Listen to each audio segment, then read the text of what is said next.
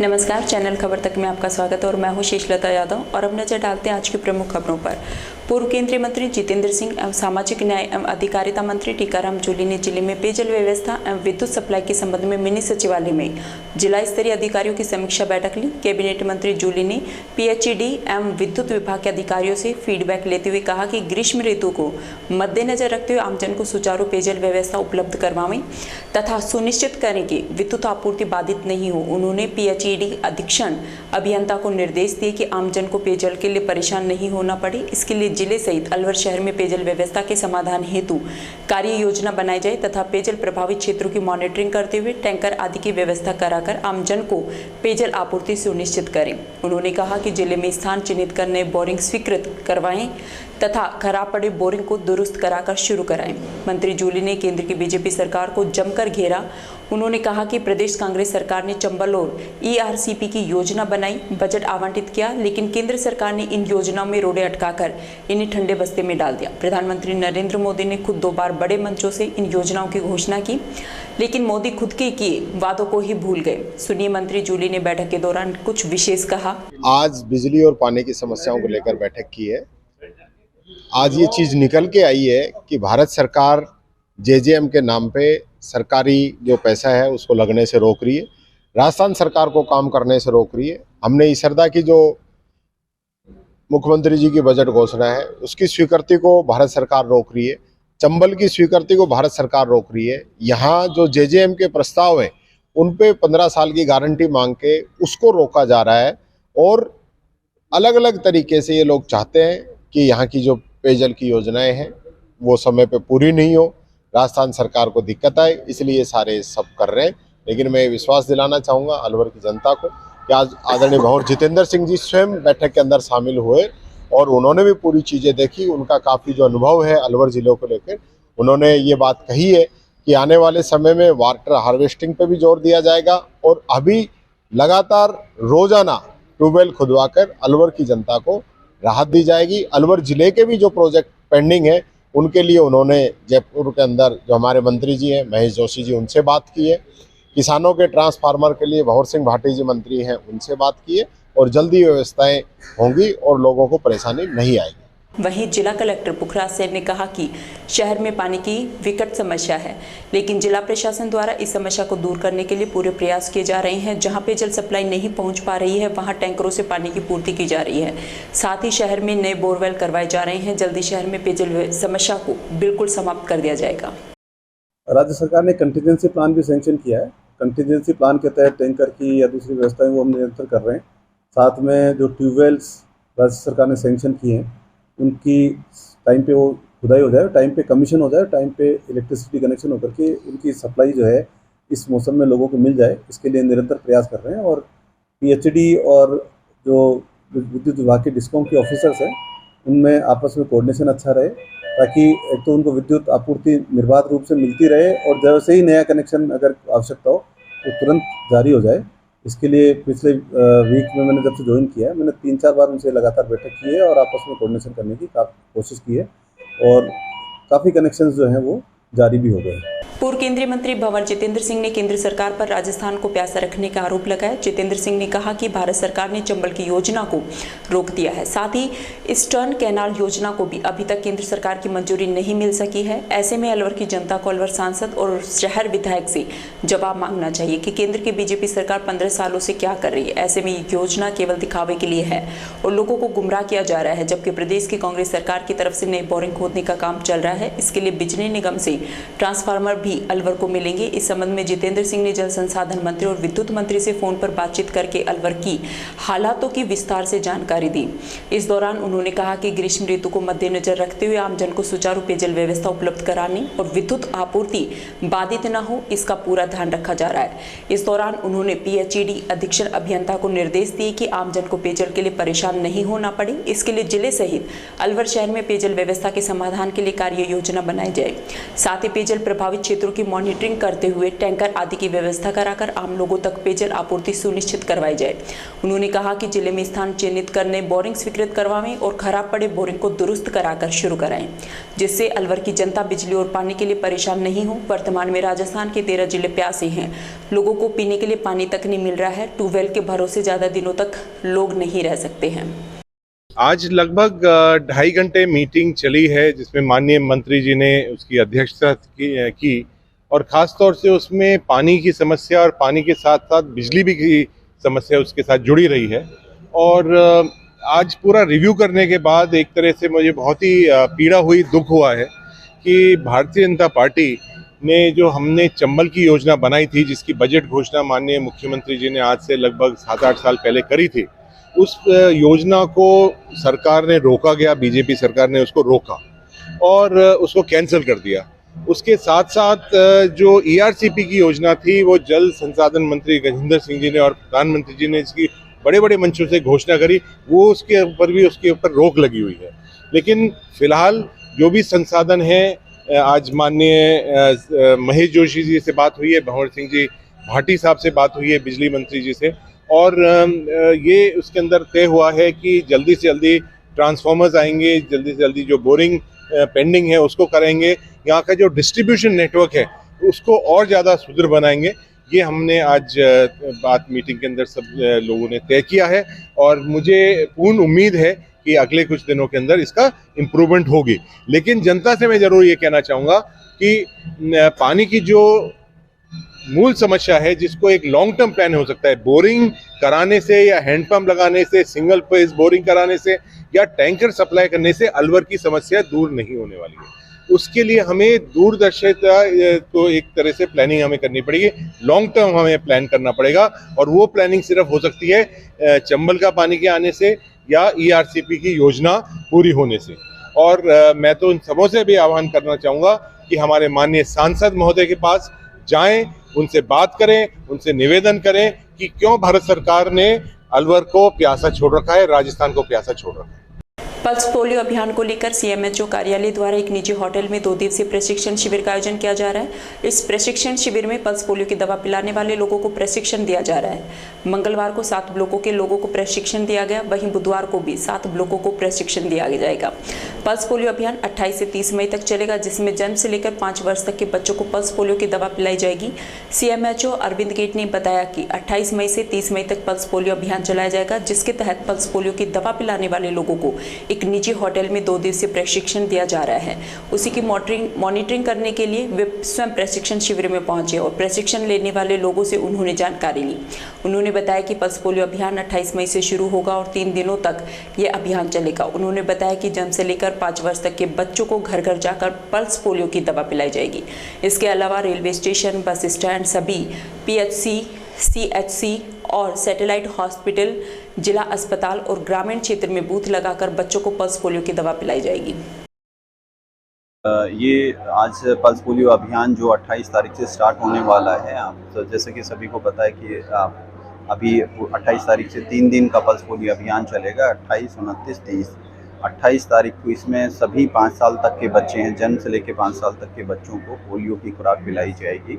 इसके साथ साथ में ये सभी बच्चों को जिनको पिला दी है, पिछली बार पिलाई है, उनको भी पिलवानी है। और इसके लिए ये 28 तारीख को तो सिर्फ बूथ लगा के बूथ पे होगा। उसके बाद 29 और 30 तारीख को घर घर जाकर पोलियो की दवा पिलाई जाएगी। तो मेरा इसी के रिगार्डिंग सभी BCMO MOIC की 2 दिन का ट्रेनिंग प्रोग्राम, ये वर्कशॉप रखा हुआ है। आज 7 ब्लॉक आज बुलाए हैं, कल 7 ब्लॉक आएंगे, तो इससे सभी को ट्रेनिंग दी जाएगी। उसके बाद नीचे ब्लॉक लेवल पे आशा और ANM को ट्रेनिंग दी जाएगी। और इसके ये ट्रेनिंग इसलिए रखी गई है कि कोई भी हमारा वर्कर, सभी को पल्स पोलियो की महत्वता का पता रहे और कोई भी बिना ट्रेनिंग के ना छूटे, कोई भी हमारा बच्चा बिना पोलियो की दवा के वंचित ना रहे। LHV और ANM संघ ऑफ राजस्थान की ओर से CMHO कार्यालय के बाहर दिया जा रहा धरना मंगलवार को 8वें दिन भी जारी रहा, जहां जिलाध्यक्ष शीला यादव के नेतृत्व में मांगों को लेकर सरकार के खिलाफ प्रदर्शन किया गया। धरना दे रही महिला नर्सिंग कर्मचारियों का कहना था कि उनकी मुख्य मांग पदनाम परिवर्तन और पे ग्रेड बढ़ाना है। अगर इन मांगों को सरकार मान लेती है तो धरना समाप्त कर दिया जाएगा, अन्यथा उनका धरना निरंतर रूप से जारी रहेगा। गौरतलब है कि 43 डिग्री की भीषण गर्मी में पिछले 18 दिनों से एएनएम धरने पर बैठी हुई हैं। जिला अध्यक्ष ने बताया कि एएनएम और एलएचबी संघ विगत लंबे समय से ग्रेड पे 2800 से बढ़ाकर 3600 पदनाम परिवर्तन समेत अन्य मांग कर रहा है, लेकिन सरकार संघ की मांगों को लेकर गंभीर नहीं है। अब एएनएम एलएचबी संघ के सब्र का बांध टूटता जा रहा है। राजधानी मुख्यालय समेत प्रदेश के सभी जिलों में विरोध प्रदर्शन किए जा रहे हैं। संघ के हड़ताल पर रहने से स्वास्थ्य सेवाओं पर भी विपरीत असर पड़ रहा है। खासकर ग्रामीण क्षेत्रों में पीएससी और सेंटर प्रभावित हो रहे हैं। स्वास्थ्य सेवाएं पूरी तरह से बदहाल हो रही हैं। इसके बावजूद भी सरकार संघ की मांगों को लेकर गंभीर नहीं है। अध्यक्ष ने बताया कि बुधवार सुबह सीएमएचओ कार्यालय से मिनी सचिवालय तक रैली के रूप में एक जुलूस निकाला जाएगा और मांगों को लेकर जिला कलेक्टर को ज्ञापन सौंपा जाएगा। इसके बावजूद भी यदि राज्य सरकार ने उनकी मांगों को लागू नहीं किया तो आगामी समय में सड़कों पर उतरकर उग्र आंदोलन किया जाएगा। हमारी प्रांतीय स्तर से 1 मई से ही धरना स्टार्ट हो गया और आज 23 दिन हो गए हमारे धरने को लगातार चलते हुए राजस्थान के अंदर। और हमारी राज्य सरकार से मुख्य मांग 3600 ग्रेड पे एएनएम की और पदनाम परिवर्तन, लेकिन सरकार द्वारा वो भी हमें नहीं दिया जा रहा है। तो हम सरकार से यही चाहते हैं कि या तो जल्दी से जल्दी हमारा पदनाम परिवर्तन और 3600 पे ग्रेड दे दी जाए, नहीं तो ये धरना हमारा लगातार जारी रहेगा। और सरकार की जो भी योजनाएं असफल होंगी उसमें हम जिम्मेदार नहीं है, उसमें सरकार स्वयं जिम्मेदार रहेगी, क्योंकि हम इतने टेम्परेचर में हम इतनी घर की महिलाएं जो घर की शोभा होती है, घर की नारियां यहाँ पर सड़कों पे बैठी हैं और सरकार हमारी सुध बुध नहीं ले रही है। और ना ही हमारा कोई यहाँ पूछने आ रहा है सरकार की तरफ से कि आप क्यों बैठे हो यहाँ पर। तो सरकार से हमारा हाथ जोड़ के निवेदन है कि हमारा जो है ये ग्रेड पे हमारी जो 3rd ग्रेड टीचर के बराबर हमारी मांग है, तो उनकी 3rd ग्रेड टीचर को 3600 पे ग्रेड मिलती है। उनकी क्वालिफिकेशन भी वही है, हमारे पास हमारी भी वही है। उनका ट्रेनिंग पीरियड भी 2 साल का है, हमारा भी 2 साल का है। उनकी ड्यूटी आवर्स 8 घंटे हैं केवल और हमारा 24 आवर्स है। तो हमारा ग्रेड पे 3600 क्यों नहीं होना चाहिए? हमारा भी 3600 बनता। इन दिनों सोशल मीडिया पर मारपीट का एक वीडियो जमकर वायरल हो रहा है। ये वीडियो थानागाजी के गुढ़ा गांव में 2 पक्षों में हुए झगड़े के दौरान का है। जब एक युवक वीडियो बनाने लगा तभी उसके सिर में लाठी मार दी। सिर फटने से वह लहूलुहान हो गया, जिसे जिला अस्पताल में इलाज के लिए भर्ती कराया गया, जहाँ उसका उपचार चल रहा है। गुढ़ा चौरानी गांव निवासी वीरू ने बताया कि गांव के ग्यारसीलाल सहित करीब 1 दर्जन से अधिक लोग उनके घर पर लाठियां लेकर आए। उसने जब उनके पास लाठी और हथियार देखे तो उसने वीडियो बनाना शुरू कर दिया। वीडियो बनाते देख ग्यारसीलाल ने उस पर लाठियों से हमला कर दिया। इस दौरान बीच बचाव करने आए उसके पिता और भाई को भी लाठियों से पीटा। मारपीट करने वालों में कैलाश, राम सिंह, ग्यारसीलाल, संतोष, गीता और नारंगी सहित काफी लोग शामिल थे। मामले में वीरू पक्ष ने पुलिस को रिपोर्ट दी है, साथ ही मारपीट का वीडियो भी दिया है। पुलिस ने रिपोर्ट लेकर आरोपियों की तलाश शुरू कर दी है। बताया गया है कि पुरानी रंजिश को लेकर आपस में मारपीट हुई है। अरावली की हरियाली लौट आने की दृष्टि से न्यायाधिकरण ने बड़े पैमाने पर पेड़ लगाने के लिए कहा था, साथ ही क्षेत्र में कचरा फेंकने पर रोक भी लगा दी थी, लेकिन संबंधित विभागों की लापरवाही और खनन माफियाओं के दबदबे से यह दोनों ही काम नहीं हो पा रहे हैं। आज भी जिले में हर तरफ खनन माफिया नामक अजगर अरावली के पहाड़ियों को निगलने में लगा हुआ है। वहीं संबंधित विभाग अपनी आंखें बंद कर बैठे हैं। आपको बता दें कि अलवर जिला मुख्यालय के समीप ग्राम जटियाना में अवैध खनन जोरों पर है, जो कि खनिज विभाग कार्यालय से मात्र 3 किलोमीटर की दूरी पर स्थित है। वहीं विजय मंदिर पुलिस चौकी से मात्र 2 किलोमीटर की दूरी पर है, जहां खनन माफियाओं के द्वारा रात दिन करीब 8 से 10 जेसीबी मशीनों की सहायता से यहां के पहाड़ों को नष्ट किया जा रहा है। लेकिन ना तो खनिज विभाग और ना ही पुलिस विभाग इस ओर कोई ध्यान दे रहा है। इन विभागों की लापरवाही के चलते यहाँ सैकड़ों ट्रैक्टर अवैध खनन के पत्थर भरकर रोड पर सरपट दौड़ते हैं, लेकिन इन्हें कोई रोकने वाला नहीं है। ऐसे में वह दिन दूर नहीं जब इस पहाड़ का नामो निशान यहाँ की भूमि से समाप्त हो जाएगा। धौलपुर जिले के राजाखेड़ा थाना इलाके के नयाबास में बीती देर रात आधा दर्जन से अधिक हथियार बंद नकाबपोश बदमाशों ने रियासतकालीन अभूकी मंदिर पर धावा बोल दिया। बदमाशों ने मंदिर में दीवार के सहारे प्रवेश किया और उसके बाद मंदिर में लगे सीसीटीवी कैमरों को अस्त व्यस्त कर दिया, लेकिन बदमाशों की नज़र मंदिर के चौक में लगे सीसीटीवी कैमरे पर नहीं पड़ी, जिससे सभी बदमाश सीसीटीवी कैमरे में कैद हो गए। इसमें सभी बदमाश हथियारों और लाठियों से लैस दिखाई दे रहे हैं। दरवाजों के कुंडे और तालों के तोड़ने की आवाज़ सुनकर मंदिर के महंत केशव भारती जाग गए। महंत ने जागते ही अपने कमरे में लगे सीसीटीवी स्क्रीन पर हथियारों से लैस बदमाशों को देखा। इसके बाद महंत ने बदमाशों की सूचना स्थानीय लोगों को दी। सूचना मिलते ही लोगों ने इसकी सूचना राजाखेड़ा थाना पुलिस को दी। बदमाशों की सूचना पाकर मौके पर पहुंची पुलिस की गाड़ी को देखकर अन्य बदमाश भाग गए और मंदिर की छत पर खड़े 2 बदमाशों ने फायरिंग करते हुए छत से नीचे छलांग लगा दी। इससे दोनों बदमाश घायल हो गए। घायल बदमाशों को पुलिस ने जिला अस्पताल में भर्ती कराया है। एक घायल बदमाश उत्तर प्रदेश के ओरेया का रहने वाला आनंद पुत्र प्रहलाद बावरिया है। घायल दोनों बदमाशों के अन्य साथी माता के मंदिर में लगा चांदी का छत्र और माता के आभूषण और दान पेटी में से रुपए निकालकर फरार हो गए। पुलिस ने मंदिर परिसर का मौका मुआयना किया और सीसीटीवी फुटेज के आधार पर फरार हुए अन्य बदमाशों की तलाश शुरू कर दी है। फिलहाल दोनों घायल बदमाशों का जिला अस्पताल में पुलिस की कस्टडी में उपचार चल रहा है। यहाँ बदमाश आ गए था राजस्थान में, तो उन लोगों ने फिर यहाँ जो ताले वाले तोड़ दे, ये सब कुछ किया उनने, और यहाँ जो है बड़ा बवाल करने लगे। मेरे को निकालने की कहा, निकल बाहर, तो मैं बाहर नहीं निकला। कितने बजे की घटना होगी? ये ऐसा आया 1:30 बजे के करीब। क्या क्या सामान लेके गए? माता की नथ, एक छत्र और माता के कुंडल। फायरिंग वगैरह भी हुई थी क्या? फायरिंग वगैरह भी हुई थी? फायरिंग, हाँ, 3 फायर किए उन लोगों ने। ये क्या है कि 10-12 लोग थे, मंदिर पर चोरी करने आए थे, तो 2 तो ऊपर चढ़ गए मंदिर पे, उन्होंने फायरिंग किया, और जो बाकी के थे वो वहाँ से इधर उधर गए। वहाँ पुलिस की टीम अपनी थी, वो पीछा कर रही है उनका, और जो 2 को हमने गिरफ्तार किया। रौनक सभा और स्कूल बालिकाओं द्वारा मंगलवार को गांव शाहपुर में एक रैली का आयोजन किया गया। रैली में बेटी बचाओ बेटी पढ़ाओ के नारे लगाते हुए गांव के लोगों को जागरूक किया। इस रैली को सरपंच प्रतिनिधि पूरन गुर्जर ने हरी झंडी दिखाकर रवाना किया। इस रैली के माध्यम से बालिका शिक्षा को बढ़ावा देने पर जोर दिया गया। इस दौरान इब्तिदात संस्था से प्रीति सैन, सवेरा महिला मंच प्रबंधक गंगाराम सहित अन्य ग्रामीण मौजूद रहे। हमारे यहाँ पर जो इब्तिदात संस्था है, जो बेटा और बेटी दोनों को समान समझे, बेटी बचाओ बेटी पढ़ाओ, इस तरह का उनका एक मिशन है। उनका एक सजग एक फैसला है कि बेटी और बेटे में कोई अंतर ना समझा जाए। और हमारे गांव में मेरी पंचायत बालाडहरा और रूम शाहपुर में इब्तिदात संस्था ने जो ऐतिहासिक काम किए हैं वो बहुत सराहनीय है। सौर ऊर्जा के काम किए हैं, बोरिंग की हैं, गरीबों के लिए पशुओं का लोन दिया है।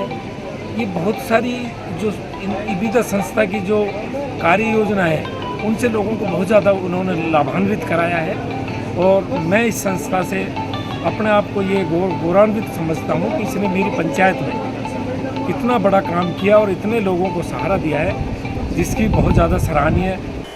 शादी ठगों ने समाजसेवी दौलतराम हजरती से 3 लाख रुपए ठगी की वारदात को अंजाम दिया है। ठगों ने अमेरिका से परिचित बनकर फोन किया और मां की बीमारी का बहाना बनाकर भावुक कर ठगी की वारदात को अंजाम दिया।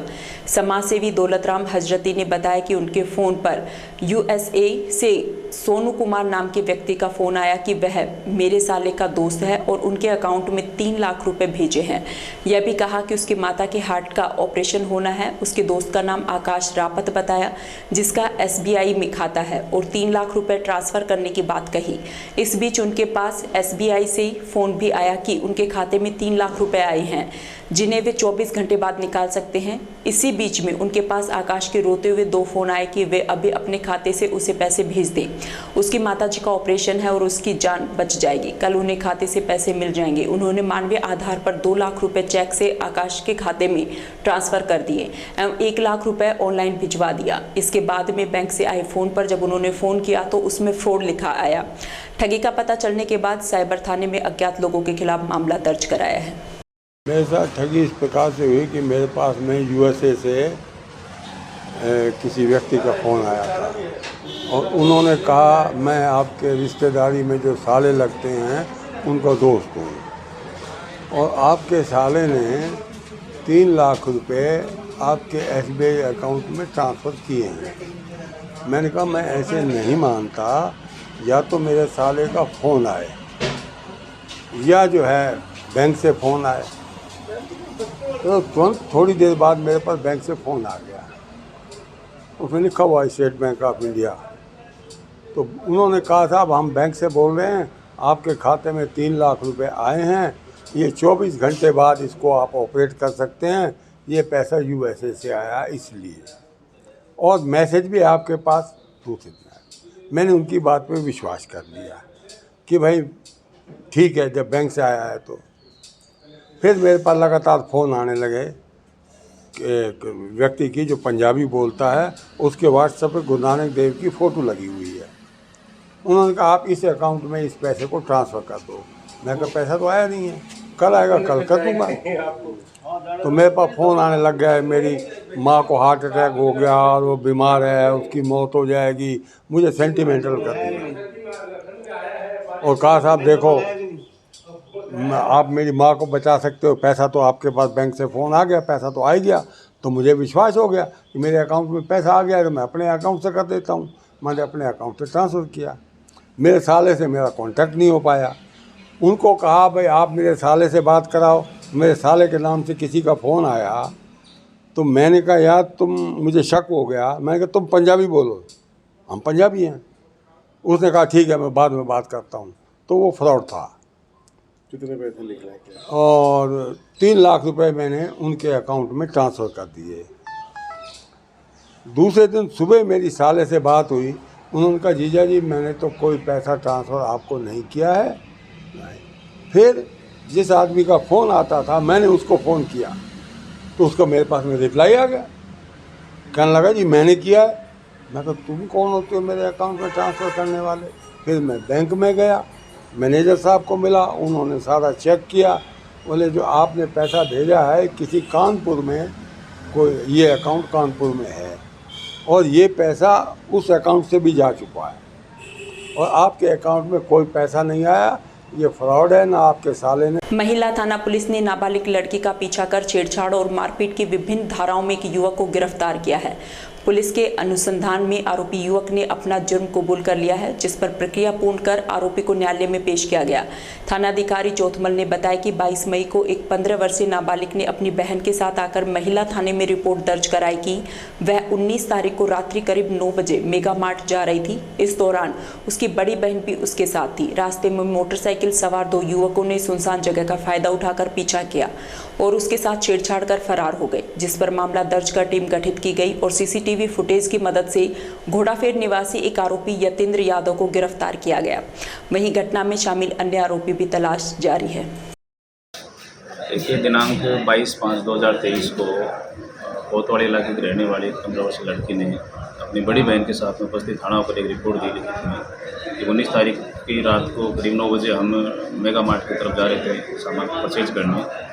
तो एक मोटरसाइकिल के ऊपर 2 लड़के थे जो हमारे काफ़ी देर से पीछा कर रहे थे, जिन्होंने रास्ते में अंधेरे का फ़ायदा उठाकर हमारी मेरी जान के ऊपर झपटा मारा, जिस लड़के को बाद में हमने डिटेन किया है। डिटेन करने के बाद में कल अनुसंधान के बाद उसको हमने गिरफ्तार किया और मारपीट और 354 पीछा करने की धारा और बॉक्सों में इसको हमने गिरफ्तार किया। आरोपी का नाम यतेंद्र सनोक श्री प्रभुदयाल, जाति यादव, उम्र 30 साल, घोड़ाफेर के पास रहने वाला है, अरावलीवाल थाने का।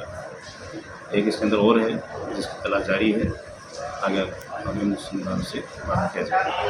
कर्नाटक चुनाव से पूर्व जहां द केरला स्टोरी फिल्म को लेकर कर्नाटक में भाजपा की जीत निश्चित करने का बड़ा प्रमोशन राजनीतिक गलियारों में बताया जा रहा था, वहीं इस फिल्म से जुड़े धर्मांतरण को लेकर किसी राज्य में फिल्म टैक्स फ्री तो किसी राज्य में फिल्म को बैन करने की बात सामने आई थी। इसके बाद सर्वोच्च न्यायालय ने इस फिल्म के बंगाल में बैन मामले में हस्तक्षेप करते हुए फिल्म पर बैन लगाए जाने को गैर संवैधानिक भी बताया। साथ ही लॉ एंड ऑर्डर व्यवस्थित रखने की जिम्मेदारी संबंधित प्रदेश सरकार की बताई। इस बीच कर्नाटक में भाजपा चुनाव हार गई और कांग्रेस जीत गई। इसके बाद इस फिल्म के राजनीतिक फायदों की बयानबाजी पर तो अंकुश लग गया, लेकिन फिल्म से जुड़ी कहानी आज भी धर्मांतरण के चलते हिंदू बच्चों के भविष्य को लेकर कई तरह के सवाल खड़े कर रही है। इस बीच राजस्थान से जुड़ी नगर विधायक अनीता सिंह गुर्जर ने बड़ी संख्या में हिंदू बच्चों और महिलाओं को अलवर के सिनेमा घरों में फिल्म दिखाते हुए धर्मांतरण के नाम पर झूठ बोलने वालों से सावधान रहने की बात कही है। खेड़ली के समीपवर्ती गारू गांव में रामायण पाठ समापन के बाद भंडारे का आयोजन किया गया था। इस आयोजन में दाल बाटी और चूरमा खाने से लोगों की तबीयत बिगड़ने लगी, जिन्हें उल्टी और पेट दर्द की शिकायत पर खेड़ली अस्पताल लाया गया। कुछ ही समय में अस्पताल परिसर में मरीजों की भीड़ जमा हो गई। फूड पॉइजनिंग के कारण आपातकालीन स्थिति में चिकित्सकों की टीम ने मरीजों का इलाज शुरू किया। पीड़ितों का कठुमर, खेड़ली सहित गारू गाँव में उपचार जारी रहा। मरीजों की संख्या 150 के पार होने पर गाँव में ही चिकित्सा टीम इलाज में जुटी रही। जानकारी के अनुसार अमरचंद सैनी के पुत्र होने की खुशी में कुआं पूजन समारोह आयोजित किया गया, जिसमें उसने गांव के लिए दाल बाटी चूरमा की दावत दी। काफी संख्या में गांव के लोग खाना खाने के लिए पहुंचे। वहीं खाना खाने के कुछ ही घंटों बाद लोगों के उल्टी, दस्त और पेट दर्द शुरू हो गया और खाना खाने वाले लोगों की तबियत खराब हो गई, जिन्हें खेड़ली के राजकीय रेफरल अस्पताल में भर्ती कराया गया, जिनका आपातकालीन स्थिति में चिकित्सकों की टीम द्वारा इलाज किया गया। चिकित्सा प्रभारी अंकित जेटली ने बताया कि गारू गाँव में भी टीम भेजी गई है, जहाँ पर भी फूड पॉइजनिंग के शिकार हुए लोगों का इलाज किया जा रहा है और दवाइयां दी जा रही हैं। वहीं उन्होंने बताया कि अस्पताल परिसर में 80 मरीजों को भर्ती किया गया है और उन्हें ट्रीटमेंट दिया जा रहा है। उधर मामले की सूचना पर कठुमर तहसीलदार राजेश मीणा, नायब तहसीलदार लक्ष्मण प्रसाद गुप्ता, सीओ कठुमर अशोक चौहान सहित थानाधिकारी महावीर प्रसाद भी मौके पर पहुंचे और घटना के संबंध में जानकारी ली। वहीं ब्लॉक चिकित्सा अधिकारी डॉक्टर रविराज ने बताया कि दाल बाटी और चूरमा के सैंपल ले लिए गए हैं, जिसके अलवर खाद्य सुरक्षा विभाग की टीम को सूचना दे दी गई है। वहीं गांव में हालातों पर नजर बनाने के लिए एक आपातकालीन मेडिकल टीम तैनात की गई है। ये टीम सभी के स्वास्थ्य पर नजर बनाए हुए है। चिकित्सकों के अनुसार अब हालात धीरे धीरे सामान्य होते जा रहे हैं। ये गारू में दाल बाटी चूरमा का प्रोग्राम हुआ है, जिससे हम ये सस्पेक्ट लग रहा है कि शायद उसकी वजह से पॉइजनिंग हुई है। इसमें काफ़ी मात्रा में पेशेंट उल्टी, दस्त, पेट दर्द इसके यहाँ पर एडमिट हुए हैं। संख्या कितनी हो सकती है? अभी तक हमारे यहाँ पर लगभग 70 से 80 पेशेंट जो हैं हमने भर्ती कर दिया है और 10-20 पेशेंट मेनली उल्टी और दर्द की शिकायत लेकर के आए हैं। कुछ रेफर भी हुए हैं क्या? अभी तक तो कोई रेफर नहीं है, सबको फ्लूइड दिया जा रहा है, सबकी कंडीशन नॉर्मल है। यहाँ से दवाई डिस्ट्रीब्यूट करके उनको घर दिया जा रहा है। फॉलोअप के लिए कल सुबह बुलाया जा रहा है। वैसे हालत इस समय कैसी है? अभी तक तो पेशेंट कंट्रोल में है, डिहाइड्रेशन ज़्यादा नहीं है। जिनको डिहाइड्रेशन आ रहे हैं उनको हम लोग फ्लूइड वगैरह लगा रहे हैं, मेडिसिन दी जा रही है। अभी तक स्थिति अंडर कंट्रोल है। साथी समारोह में था दाल बाटी चूरमा या किस कार्यक्रम में जानकारी है? ये इसका साफ कुछ आइडिया नहीं है हमें, तो ऐसी इन्फॉर्मेशन इन्होंने रिलेटिव में आके दी है। अब तक अलवर जिले ने देश और प्रदेश को उच्च स्तर के खिलाड़ी और शिक्षक अधिकारी दिए हैं, मगर अब अलवर जिला उच्च स्तरीय अधिकारी यानी कि देश और प्रदेश को आईएएस और आईपीएस दे रहा है। जी हां, हम बात कर रहे हैं हाल ही में यूपीएससी का रिजल्ट जारी किया गया, जिसमें अलवर जिले के कुछ युवाओं ने कमाल कर दिखाया है। इस विषय के साथ अलवर जिले के लिए एक खुशी की लहर सामने आई है, जो हर युवा के लिए मिसाल बन गई है। अलवर शहर के अंबेडकर नगर निवासी यश शर्मा ने यूपीएससी परीक्षा परिणाम ने देश में 196वीं रैंक हासिल कर जिले का नाम देश भर में गौरवान्वित किया है। यूपीएससी ने मंगलवार दोपहर में परीक्षा परिणाम घोषित किया। इस परीक्षा में यश को तीसरे प्रयास में सफलता मिली है। यश शर्मा के परिजनों ने बताया कि पहले प्रयास में वे यूपीएससी प्री में सफल नहीं हो सके, वहीं दूसरे प्रयास में मुख्य परीक्षा पास की लेकिन इंटरव्यू में सफल नहीं हो सके, लेकिन तीसरे प्रयास में इंटरव्यू में सफल रहते हुए 196वीं रैंक हासिल की। यश के पिता लोकेश कुमार शर्मा एडीजे नंबर 2 अलवर में प्रथम ग्रेड रीडर के पद पर कार्यरत हैं। वहीं उनकी मां सरकारी शिक्षिका हैं। परिजनों का कहना है कि यश शुरू से पढ़ाई में होशियार रहा। यश का पूर्व में आईबी में चयन हुआ था, लेकिन ज्वाइन नहीं किया और यूपीएससी की तैयारी में जुटा रहा। यश का सपना शुरू से यूपीएससी में जाने का रहा है। जैसा कि मैंने बताया कि कॉलेज में पहली बार डिसीजन लिया कि यूपीएससी की तैयारी करनी है।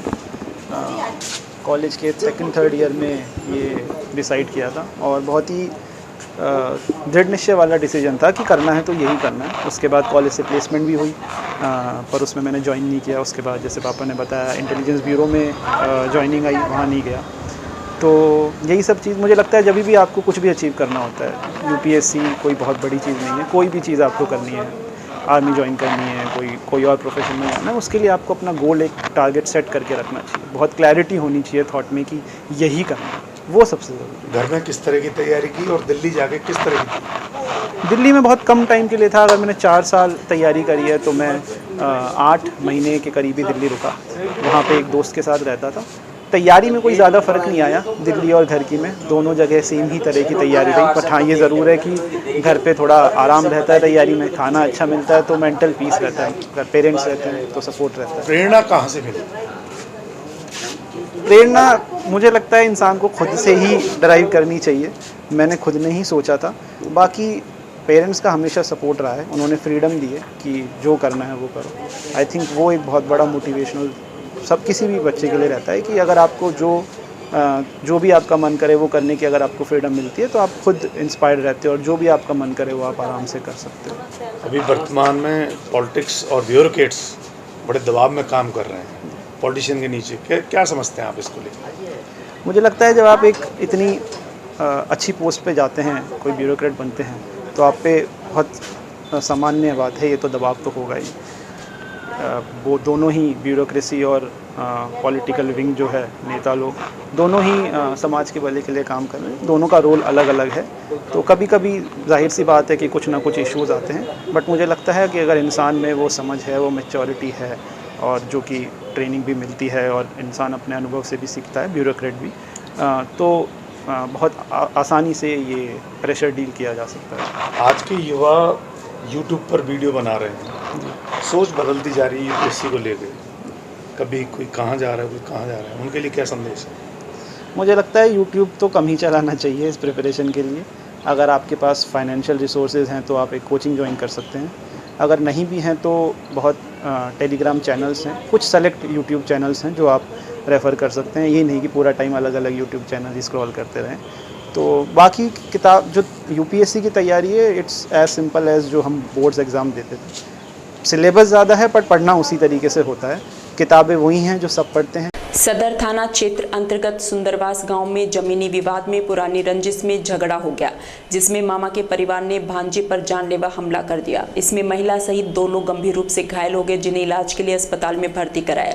परिजनों से मिली जानकारी के अनुसार पीड़ित राजेंद्र का परिवार खाद बेच रहा था, तभी गाँव में रहने वाले मामा के परिवार के लोग वहाँ आ गए और खुद की जमीन होने की बात कहकर खाद नहीं बेचने को कहने लगे। बात चल ही रही थी, तभी आवेश में आकर मामा राम सिंह, गुड्डो प्रकाशी, तोता और मंजू सहित परिवार के आधा दर्जन लोगों ने संतरा और राजेंद्र पर लाठी डंडों और कुल्हाड़ी से वार कर दिया, जिसमें दोनों बुरी तरह जख्मी हो गए।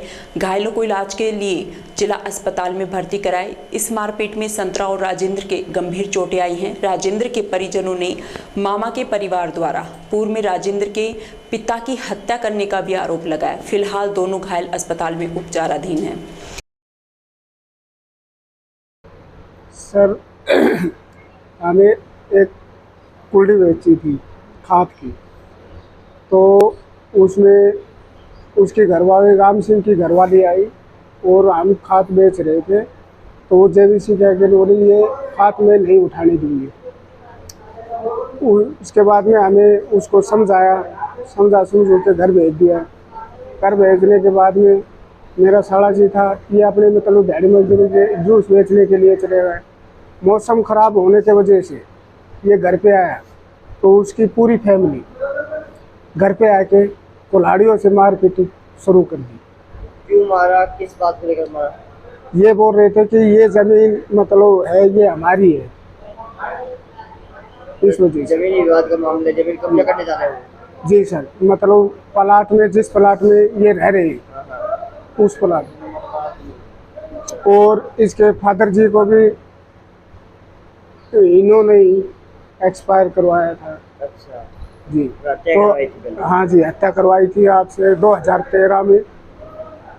तो इस मामले को लेकर, हाँ, तो आप ये बोल रहे हैं कि आपके 2 लड़के इनको भी खत्म करेंगे। अच्छा जी, तो कौन से गांव का मामला है ये सुंदरवास, थाना कौन सा लगता है? सदर। तो कौन कौन घायल हुए हैं? ये संतरा और राजेंद्र। क्या लगता है आपस में? ये संतरा का लड़का है, वो संतरा है, वो मेरी सास है।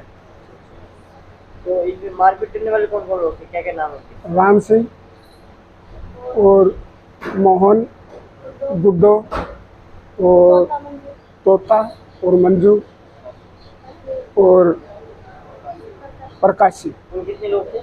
6 आदमी, अजय, 6 आदमी। कुल्हाड़ी से लाठी डंडों से मारपीट किया। जी सर। किशनगढ़ बास में पेयजल समस्या को लेकर नगरपालिका क्षेत्र के वार्ड 14 और 6 के स्थानीय लोगों ने वार्ड पार्षदों के नेतृत्व में महंगाई राहत कैंप में पहुंचकर नारेबाजी करते हुए मटका फोड़कर विरोध प्रदर्शन किया। इस दौरान पानी की समस्या से पीड़ित लोगों ने वार्ड पार्षद मीनाक्षी मनोज मित्तल और मनीष लखानी के नेतृत्व में जलदाय विभाग, प्रशासन, विधायक दीपचंद खेरिया और मुख्यमंत्री मुर्दाबाद के नारे लगाए। वहीं उन्होंने एनसीआर जलदाय विभाग के जेईएन को एक ज्ञापन सौंपकर पेयजल समस्या के समाधान की मांग की। उन्होंने बताया कि लंबे समय से वार्डों में पानी की समस्या चल रही है, मगर जिम्मेदार अधिकारी और जनप्रतिनिधि समस्या पर चुप्पी साधे बैठे हैं। अगर जल्द ही समस्या का समाधान नहीं किया गया तो उन्हें मजबूरन आंदोलनात्मक कदम उठाना पड़ेगा। बालिका उच्च माध्यमिक विद्यालय में वार्ड 14 और वार्ड 6 की समस्त जनता, महिलाएं, माताएं सभी पानी से परेशान हो गए, त्रस्त होकर आज यहाँ आई हैं। जईन साहब को ज्ञापन दिया है। मैं तो प्रशासन से और जलदाय विभाग से ये कहना चाहता हूँ कि ये गर्मी सर्दियों में कोई किसी को परेशान नहीं करता, पानी किसी का आता है, किसी को परेशान होने की जरूरत नहीं पड़ती। गर्मी में इनका काम है जनता की व्यवस्था करना। ये व्यवस्था नहीं करेंगे तो ये खुद दुख पाएंगे। जनता जनार्दन का पहला सुख होता है पानी का, बिना पानी के कुछ काम नहीं होता।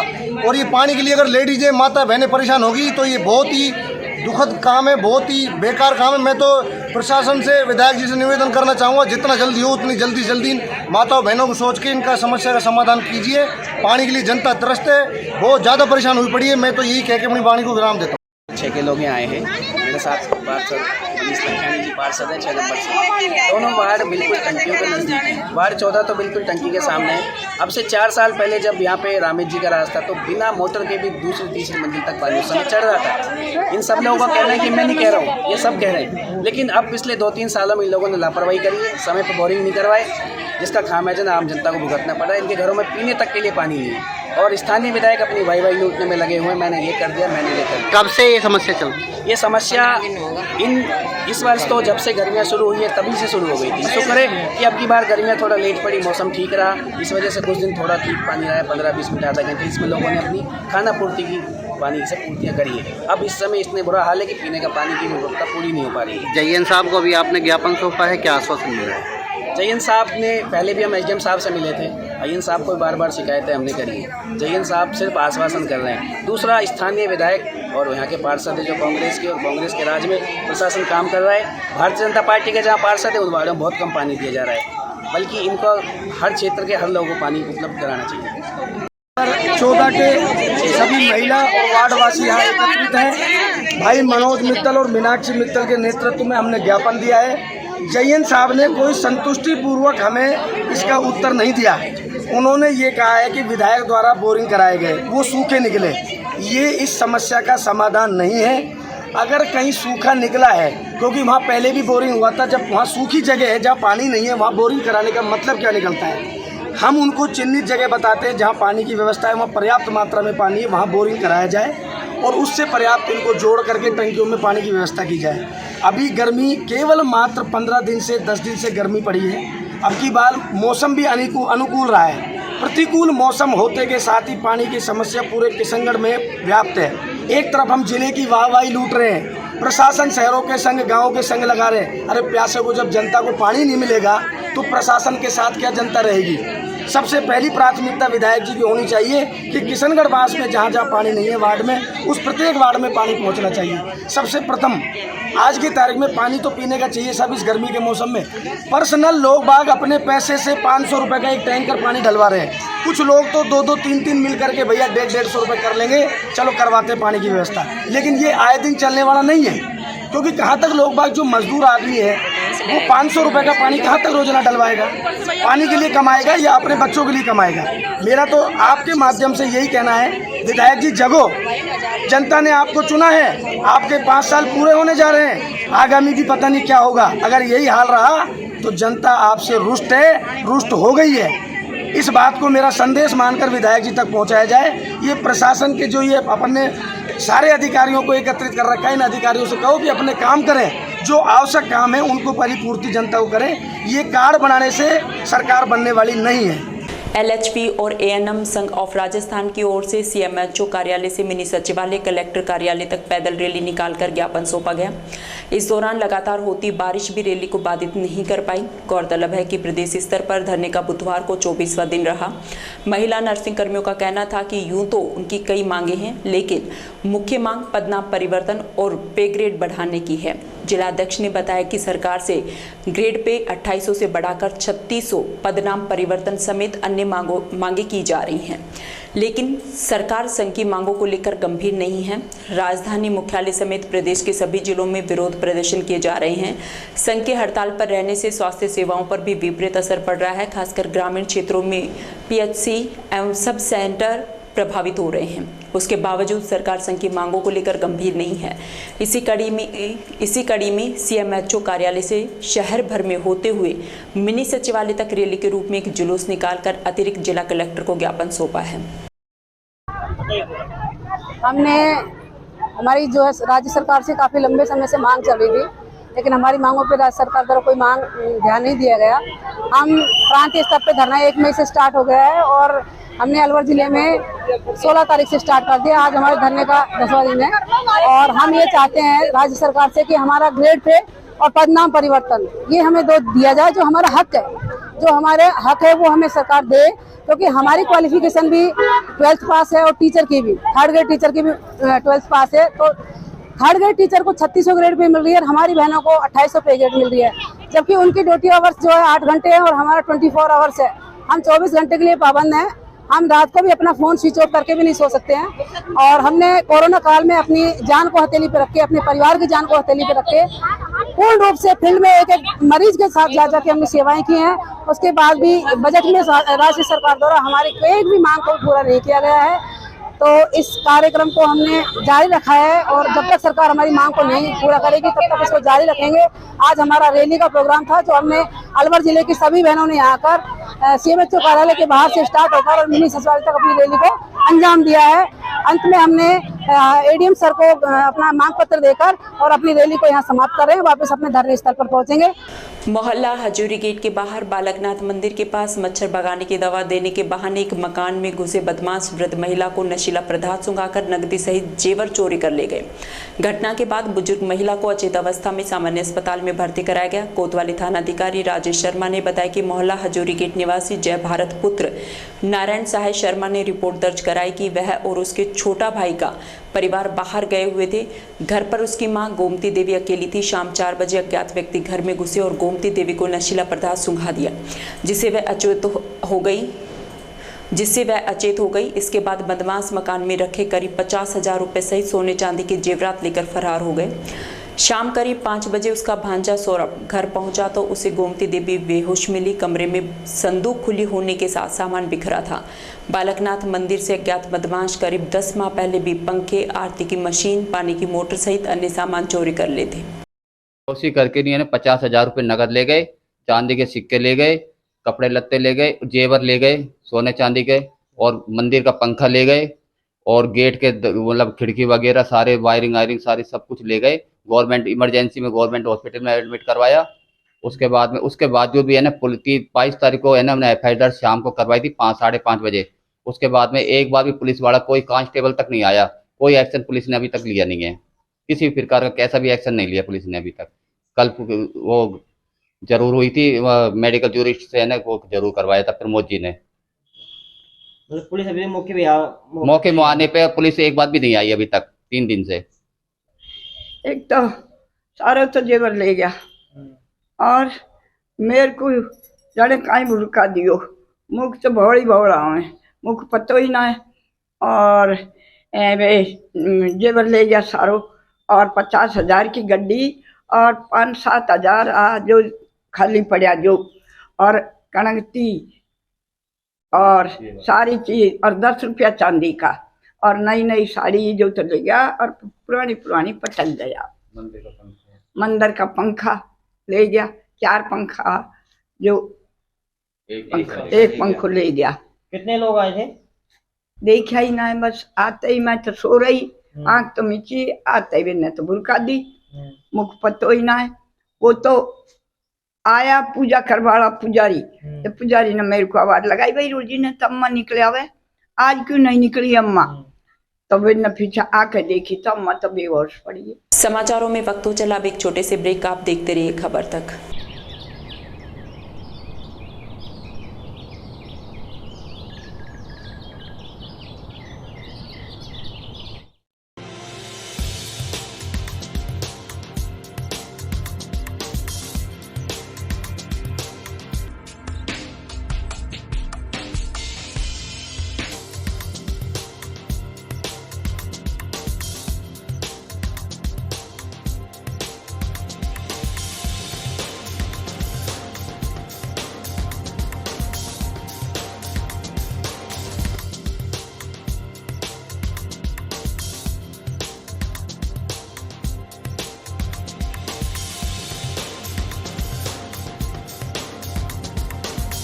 ब्रेक के बाद आपका फिर से स्वागत है और अब चलते हैं खबरों की ओर।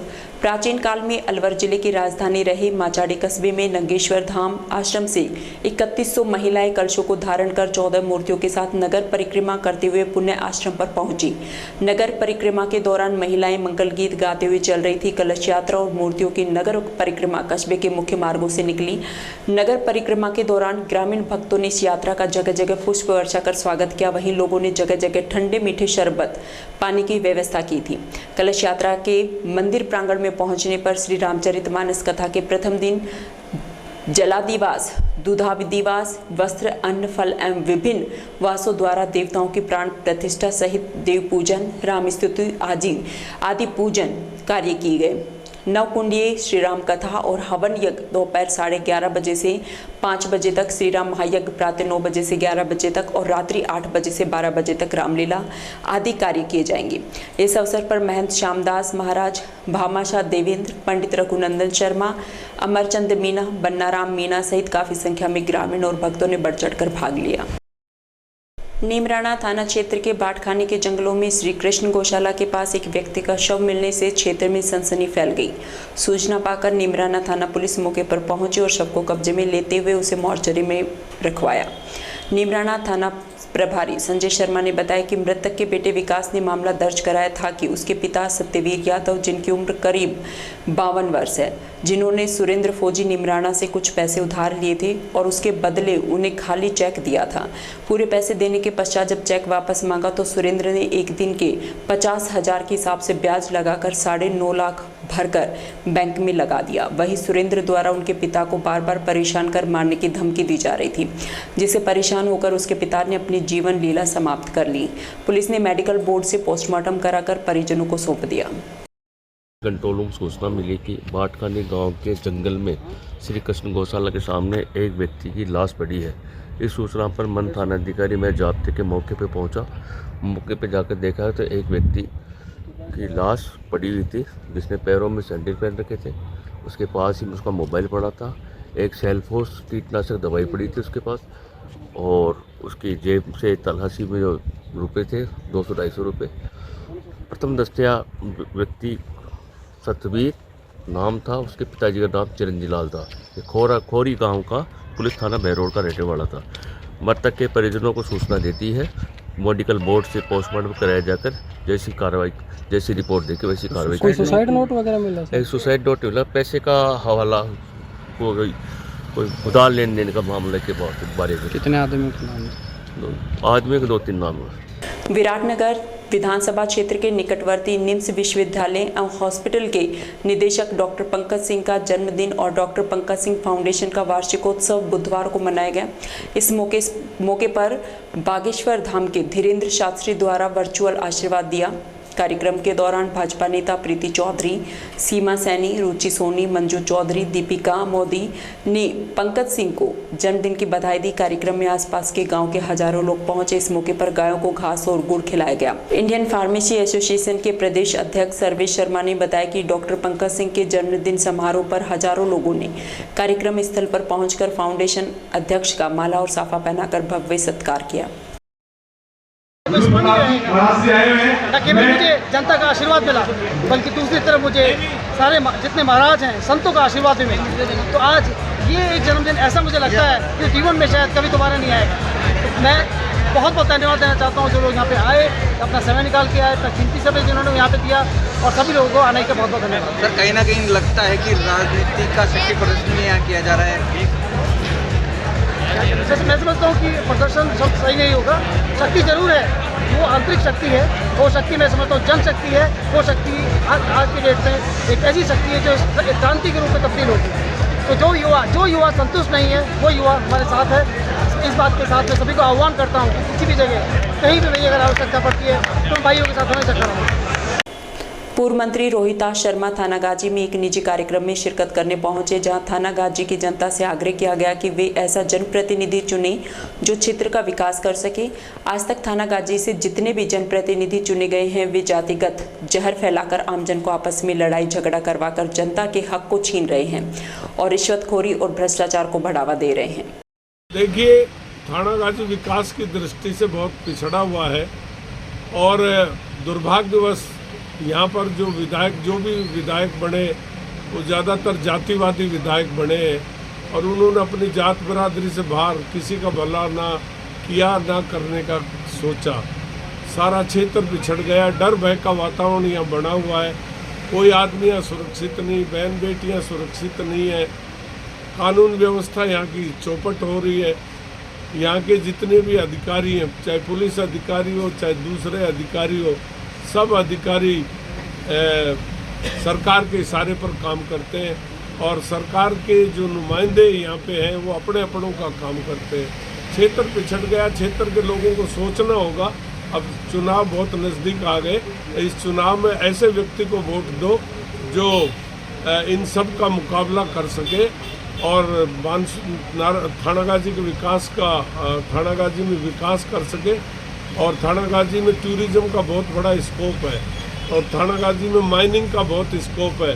विजनरी एमएलए बनाओ, ताकतवर एमएलए बनाओ, मुंहफट एमएलए बनाओ, ईमानदार एमएलए बनाओ, यही मेरी शुभकामना है। यही खैरतल कस्बे को बजट घोषणा में जिला बनाने के बाद वहां नए विशेष अधिकारी डॉक्टर ओम प्रकाश बैरवा पदभार ग्रहण करने के बाद मंगलवार देर शाम करीब 5 बजे खैरतल नगर पालिका पहुंचे और औचक निरीक्षण किया। इस दौरान किशनगढ़ एसडीएम गंगाधर मीणा, नगर पालिका अधिशासी अधिकारी आशुतोष आचार्य, कनिष्ठ अभियंता मोतीलाल वर्मा सहित नगर पालिका का स्टाफ मौजूद रहा।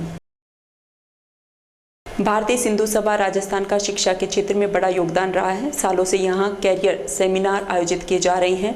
इस तरह के सेमिनार छात्रों को शिक्षा से अपग्रेड रखते हैं। यह उद्बोधन भारतीय सिंधु सभा राजस्थान के प्रदेश संस्कृति एवं साहित्य मंत्री डॉक्टर प्रदीप गेहानी ने झूलेलाल मंदिर में आयोजित कैरियर सेमिनार में मुख्य अतिथि के रूप में कहे। कक्षा 10वीं और 12वीं के विद्यार्थियों को कैरियर गाइडेंस देने के लिए आयोजित सेमिनार में विद्यार्थियों को निर्देशित करने के लिए दीपक चंदवानी, मितेश परवाना, हरिओम सैनी, गिरधारी लाल ज्ञानानी, प्रताप कटहरा सहित जोधपुर, जयपुर और अलवर से पधारे शिक्षकों द्वारा सेमिनार में विद्यार्थियों से अपने अपने सुझाव लिए गए। वहीं सेमिनार में छात्रों को करियर और प्रवेश से जुड़े हर सवाल का जवाब दिया गया। इससे पूर्व सभी अतिथियों ने संत महात्माओं की प्रतिमा पर दीप प्रज्वलित कर कार्यक्रम का शुभारंभ किया। प्रदेश मंत्री गिरधारी लाल ज्ञानानी ने बताया कि सेमिनार का मुख्य उद्देश्य आज के विद्यार्थी वर्ग को उनके कैरियर का चुनाव करने के लिए नई सोच, नई दिशा प्रदान करना था। सेमिनार के माध्यम से विद्यार्थियों को नवीन क्षेत्रों से अवगत कराया गया। इस दौरान नथुराम रामनानी, बाबूलाल गोरवानी, अजीत मंगलानी, नीतू खजनानी, निशा बालानी सहित सिंधी शिक्षा मित्रों सहित सुपरवाइजरों की ओर से सहयोग किया गया। करौली जिले के अंतर्गत हिंडोन कस्बे की ग्राम पंचायत बजेड़ा में मंगलवार शाम अचानक मौसम का मिजाज बदल गया और तेज अंधड़ के साथ आसपास के सभी गांव में मूसलाधार बारिश हुई। ग्रामीण परसराम, बबलू आदि ने बताया कि गांव देदरोली और कटकड़ में चने के आकार के ओले भी गिरे, जिसके कारण भीषण गर्मी से लोगों को राहत मिली है।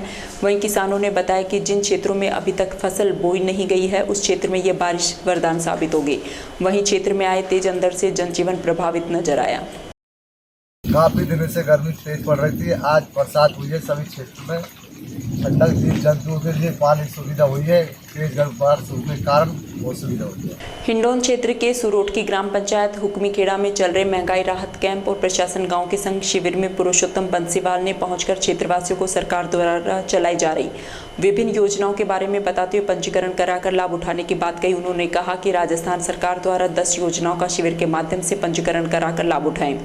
इस मौके पर पशु चिकित्सा अधिकारी अनुराधा गुप्ता और पशुधन सहायक शिवदर्शन योगी ने बताया कि मुख्यमंत्री कामधेनु पशु योजना के अंतर्गत 660 का पंजीकरण किया गया और पशुपालक गोष्ठी में 300 पशुपालकों को लाभान्वित किया गया। इस शिविर का उद्घाटन हिंडौन सिटी विधायक भरोसी लाल और सभापति ब्रजेश कुमार द्वारा किया गया, जहां काफी संख्या में अधिकारी एवं ग्रामीण उपस्थित रहे। बीमार पशुओं का फ्री इलाज अस्पताल में किया जाता है और हाल ही मुख्यमंत्री जी के द्वारा चलाई गई कामधेनु पशु बीमा योजना, जिसके अंतर्गत एक जन आधार कार्ड पर प्रत्येक पशुपालक को 2 दुधारू पशुओं का बीमा किया जा रहा है, जिसमें अधिकतम बीमा राशि 40,000 रुपये है।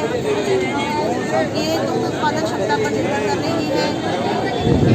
तीसरी योजना है कृत्रिम गर्भाधान योजना, जिसके अंतर्गत पशुओं का सेंटर पर निःशुल्क गर्भाधान किया जाता है और नस्ल सुधार तथा दुग्ध उत्पादन में वृद्धि की जाती है।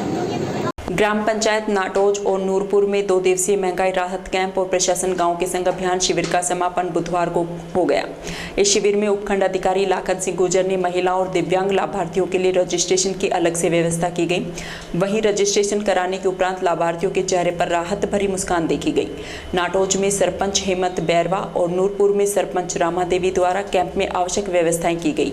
शिविर के दौरान तहसीलदार राजेश मीणा, विकास अधिकारी शिवराम मीणा, अतिरिक्त विकास अधिकारी राजेश जाटव, योगेश सैनी सहित ब्लॉक स्तरीय अधिकारी सहित सैकड़ों की संख्या में लोग मौजूद रहे। यूपीएससी परीक्षा में कठुमर क्षेत्र के भैंसीना निवासी उत्कर्ष अग्रवाल, जो कि अभी प्रतापनगर जयपुर में रह रहे हैं, ने 286वीं रैंक प्राप्त कर क्षेत्र का नाम रोशन किया है। भारतीय प्रशासनिक सेवा में उत्कर्ष अग्रवाल का चयन होने पर परिवारजन और गांव वालों ने माला पहनाकर उनकी आरती उतारी और गांव में मिठाई बांटकर जश्न मनाया। आपको बता दें कि उत्कर्ष के पिता लक्ष्मीकांत गर्ग वरिष्ठ नर्सिंग अधिकारी एवं माता विमला देवी अध्यापिका हैं। उत्कर्ष ने अपनी यह सफलता अपने तीसरे प्रयास में अर्जित की है। वहीं अपनी प्रारंभिक शिक्षा भुसावर में एवं बीटेक की शिक्षा कोटा इंजीनियरिंग कॉलेज से पूरी की। उन्होंने अपनी सफलता का श्रेय अपने परिवारजनों सहित अपने गुरुजनों को दिया है। बानसूर क्षेत्र में बुधवार को अचानक मौसम बदला और जोरदार बारिश का दौर शुरू हो गया। बारिश के चलते कई जगहों पर पानी भरने की समस्या खड़ी हो गई। देखा जाए तो पहली बरसात में नगरपालिका प्रशासन की पोल खुलती नजर आ रही है। कस्बे के Kotputli road Indian gas agency के पास सड़क दरिया में तब्दील हो गई, जहां करीब 200 मीटर तक सड़क पर पानी का फैलाव देखा जा सकता है, जिससे पैदल चल रहे राहगीरों को खासी परेशानी का सामना करना पड़ा। छोटी कारें और बाइकों को भी पानी के अंदर से गुजरने में समस्या पैदा हुई है। दुकानदारों का कहना था कि पानी सड़क पर भर जाने से दुकानदारों का काम बंद हो गया है। वहीं दुकानदारों ने पानी की निकासी की मांग नगरपालिका प्रशासन से की है। गैस एजेंसी के पास कोटपुतली रोड पर मौसम की पहली बारिश का पानी इकट्ठा हो गया, जिसकी वजह से आमजन परेशान है, हम दुकानदार लोग परेशान है। हमारे पास ग्राहक नहीं पहुंच रहे इस पानी इकट्ठा होने की वजह से। वाहन वाले परेशान हो रहे हैं। पानी की निकासी की कोई व्यवस्था नहीं है। नगर पालिका को कोई लापरवाही है नगर पालिका की। बानसूर तहसील कार्यालय में सरकार की ओर से लगाए गए महंगाई राहत शिविर पर मंगलवार शाम को आए तेज अंधड़ के कारण पेड़ का डाला टूटकर गिर गया, जिसके कारण शिविर में अफरा तफरी मच गई। गौरतलब है कि राजस्थान सरकार द्वारा जगह जगह महंगाई राहत शिविर लगाकर प्रदेश की जनता को सरकार की 10 योजनाओं का लाभ दिया जा रहा है, जिसके तहत बानसूर तहसील में ये शिविर लगाया गया था, जहां मंगलवार देर शाम तेज अंधड़ के कारण नीम के पेड़ से एक डाला अचानक टूटकर शिविर में लगे पांडाल के ऊपर गिरा, जिसके कारण वहां अफरा तफरी मच गई। गनीमत रही कि इस घटना में कोई जनहानि नहीं हुई। आज बानसूर तहसील परिसर में गहलोत जी द्वारा राहत कैंप शिविर लगा हुआ था। तहसील में अचानक आंधी और झक्कड़ आने से और ऊपर से नीम का पेड़ अचानक गिर गया, जिसमें आदमी थे नहीं, कोई बड़ी जनहानि हो सकती थी। कई मोटरसाइकिलों को नुकसान हुआ है। यह है, कोई बड़ी दुर्घटना नहीं हुई। शुक्रिया भगवान। मेहंदीपुर बालाजी थाना पुलिस ने वाहन चोरी करने वाली गैंग का पर्दाफाश करने में सफलता हासिल की है। पुलिस ने इस गैंग के 5 बदमाशों को गिरफ्तार किया है। पुलिस ने इनके कब्जे से चुराई गई 2 कारें, एक बाइक, एक अवैध देसी कट्टा और 2 जिंदा कारतूस सहित कई मास्टर चाबियां बरामद की हैं। थाना प्रभारी अजीत बड़सरा ने बताया कि क्षेत्र में बढ़ रही वाहन चोरी की घटनाओं पर अंकुश लगाने के लिए एसपी संजीव नैन के निर्देशन में एक टीम का गठन किया गया। पुलिस ने करौली जिले के बैराज थाने टोड़ा भीम निवासी लाखन उर्फ छंगा, लोकेश बैरवा, जितेंद्र मीणा और थाना गढ़मोरा निवासी राज उर्फ राजकुमार मीणा सहित खोली थाना अंतर्गत गजमोरा निवासी महेश मीणा को गिरफ्तार किया है। वहीं इनके कब्जे से चोरी की इको, टवेरा कार, एक बाइक और अवैध देसी कट्टा कारतूस बरामद किए हैं। वाहन चोरों ने करौली, दौसा और जयपुर क्षेत्र अन्य इलाकों से वाहन चुराने की बात कबूली है। पुलिस ने बताया कि पकड़े गए 5 आरोपी आदतन वाहन चोर हैं। इनसे पूछताछ में वाहन चोरी की कई और वारदातों का खुलासा होने की संभावना है। चोरियों पर कार्रवाई करते हुए थाना मेहंदीपुर बालाजी की टीम द्वारा 5 लोगों को गिरफ्तार किया गया, जिनसे एक अवैध देशी कट्टा, एक टवेरा चोरी की, एक इको चोरी की, एक मोटरसाइकिल चोरी की बरामद की गई है। इनके जो मेवात के साथी हैं उनको भी आइडेंटिफाई किया गया है। कुल 5 लोगों को हमने गिरफ्तार किया है, जिनके पूर्व में भी नकबजनी आम से 307 तक के मुकदमे दर्ज हैं। आगे की पूछताछ जारी है और प्रयास रहेगा कि बाकी गाड़ियाँ भी बरामद की जाए, बाकी मुलजिमों को भी जल्दी ही गिरफ्तार किया जाए। यदि कितने मालूम चला है कि भाई भी हैं? देखिए, गिरफ्तार शुदा जो मुलजिम हैं उनमें से 5 लोगों में से 4 लोग तो आपस में भाई हैं। धौलपुर जिले के मनिया थाना इलाके में मानवता को शर्मसार करने का एक ऐसा मामला सामने आया है, जहां एक 7 वर्षीय मासूम बालिका को 4.5 लाख रुपए में खरीदकर एक 28 वर्षीय युवक के साथ शादी करा दी। सूचना मिलने पर पुलिस आरोपी के खेतों में बने मकान पर पहुंची, जहां दुल्हन की तरह सजी एक बच्ची मिली जो मोबाइल पर गेम खेल रही थी। बच्ची के हाथों में मेहंदी लगी हुई थी और पैरों में पायल और बिछिया पहनी हुई थी। सीओ दीपक खंडेलवाल ने बताया कि मंगलवार देर शाम मनिया थाना प्रभारी लाखन सिंह को सूचना मिली कि 21 मई को विराजपुरा गांव के एक परिवार के युवक भोपाल सिंह के साथ एक 7 साल की मासूम बालिका के साथ शादी की गई है। बाल विवाह की सूचना मिलने के बाद टीम गठित कर वहां दबिश दी गई, जहां पर खेतों में बने मकान पर एक छोटी सी बालिका जींस और टी-शर्ट में मोबाइल पर गेम खेल रही थी। पुलिस ने उससे पूछताछ की, लेकिन वह कुछ बता नहीं पाई। नाबालिग को खरीद कर लाने वाले आरोपी भोपाल सिंह और उसके पिता महेंद्र सिंह को पुलिस ने गिरफ्तार कर लिया है। उन्होंने बताया कि पुलिस ने परिवार की महिलाओं से मासूम के बारे में पूछा तो उन्होंने दूर दराज के रिश्तेदार की बालिका बताया, लेकिन वह संतोषजनक जवाब नहीं दे सकी। सख्ती से पूछने पर उन्होंने सारा मामला पुलिस के सामने खोल दिया, जिस पर 7 साल की मासूम की खरीद फरोख्त और बाल विवाह के आरोप में उन्हें गिरफ्तार कर अन्य आरोपियों के बारे में पूछताछ की जा रही है। पुलिस ने बाल विवाह, मानव तस्करी और पॉक्सो एक्ट में मामला दर्ज कर लिया है। आज 23 तारीख को हमें मुखबिर से सूचना प्राप्त हुई कि मनिया इलाके में ग्राम बिरजापुरा है, वहाँ पर एक बुजुर्ग का परिवार है, जहाँ पर उन्होंने एक छोटी बच्ची को कहीं से खरीद के लाए और शादी उसकी परिवार में कहीं कर दी है। सूचना काफ़ी गंभीर थी। इस पर मैं और थाने की टीम लेकर गए वहाँ पर बिरजापुरा में। देखा तो खेतों में बने मकान पर एक ये परिवार रह रहा था, महेंद्र सिंह का, जिसमें कि तलाश किया तो और बच्चों के साथ में एक छोटी बच्ची मिली है वहाँ पर, जिसके पैरों में मेहंदी, हाथों पैरों में मेहंदी थी और बिछी वगैरह थी। तो उसके बारे में पूछा तो वो बता नहीं पाया कि लड़की कौन सी है। बाद में पूछा तो बताया कि इस लड़की को हम 4.5 लाख रुपये में बिचौला से सुल्तान के यहाँ से खरीद के लेके आए। और ये परिवार मूलतः MP का था जो खरीद के लेके आया है और कुछ साल पहले यहाँ आके बसा हुआ था MP से। और इन्होंने इस बच्ची को 4.5 लाख रुपये में सुल्तान जो इसका फादर था इसको दे के, और 21 तारीख को महेंद्र का बेटा भोपाल सिंह है जो करीब 28-30 साल का है, उससे इन्होंने गुपचुप शादी कर दी। बच्ची की उम्र करीब 7 साल थी। वो अभी समझ नहीं रही थी, वो अपने मोबाइल पे वीडियो गेम वगैरह देखी। उसको पता नहीं कि मेरी शादी भी हो गई एक 28-30 साल के आदमी से। तो इस बारे में फिर उस लड़के को भी गिरफ्तार किया गया और पुलिस की तरफ से, SI की तरफ से एक FIR दर्ज करी थाने में ह्यूमन ट्रैफिकिंग की और अन्य धाराओं में। इस पर प्रकरण दर्ज करने के बाद में इसका पूरा पता करेंगे कि भाई इसमें कौन कौन इन्वॉल्व है, खरीदने में, बेचने में कौन बिचौलिया है, शादी जिससे हुई उसको भी कानून की धाराओं के अंतर्गत गिरफ्तार किया जाएगा। अलवर CMHO की कुर्सी पर बुधवार को वापस डॉक्टर श्रीराम शर्मा ने ज्वाइन कर लिया। श्रीराम शर्मा जैसे ही कुर्सी पर बैठे तो स्टाफ सहित उपस्थित लोगों ने उन्हें माला पहनाकर लड्डू बांटे। गौरतलब है कि 18 अप्रैल को CMHO श्रीराम शर्मा को सस्पेंड कर दिया गया था, जिसके बाद वे कोर्ट से स्टे ऑर्डर लेकर आए और 5 मई को CMHO कार्यालय में ज्वाइन किया था, लेकिन सरकार ने डॉक्टर अरविंद गेट को कार्यवाहक CMHO लगा दिया था। इस उठापटक के बाद अब वापस श्रीराम शर्मा ने पूरा काम संभाला है। डॉक्टर श्रीराम शर्मा ने कहा कि उच्च न्यायालय के आदेश पर 5 मई को ज्वाइन करने आए थे, लेकिन सरकार ने RCHO की बीच में जिम्मेदारी दे दी थी, अब वापस काम संभाल लिया है। उनके द्वारा पूरी तरह सकारात्मक दृष्टि से कामकाज किया जाएगा।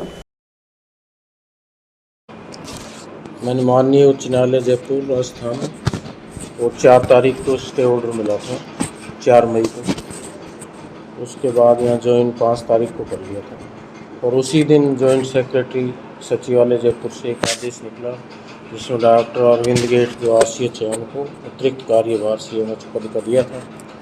उस पर मैंने एक रिट लगाई थी। उस रिट के आधार पर मैं आज उस आदेश को विड्रॉ कर लिया गया। हाँ, आपने आज पदभार ग्रहण किया? हाँ, आज मैंने ड्यूटी ज्वाइन कर लिया और 4 जज्यूम कर लिया। कारण क्या रहा था सर आपको हटाने का, मतलब क्या कारण रहा, क्या परेशानी? कुछ पत्रकार मेरे यहाँ चैम्बर में बैठे हुए थे, मैं काम करके गया था, काम करने के लिए वापस आया तो उन्होंने मेरे से कुछ बदतमीजी की और कुछ इस तरह से अपशब्द बोले तो उससे विवाद हो गया था। एक प्रमुख कारण तो यही था। और कोई विवाद, ये कोई? हाँ, ऐसा कोई कारण था नहीं, थोड़ा काम थे तो उस पर हमने कार्य की प्रगति कर ली थी तो हमारे कोई छोटी 17 से 6 चार्जशीट थी वो विड्रॉ कर ली थी, हटा दी गई थी। श्रीमान जिला कलेक्टर महोदय जितेंद्र सोनी जी थे, तो ऐसा कोई प्रमुख कारण नहीं था। तो आज हाँ, मैंने आज कार्यभार संभाल लिया। किशनगढ़ बास विधायक एवं राजस्थान किसान आयोग के उपाध्यक्ष दीपचंद खेरिया ने बुधवार को 105 लाख रुपए की लागत से बनी सीसी सड़क का विधिवत फीता काटकर उद्घाटन किया।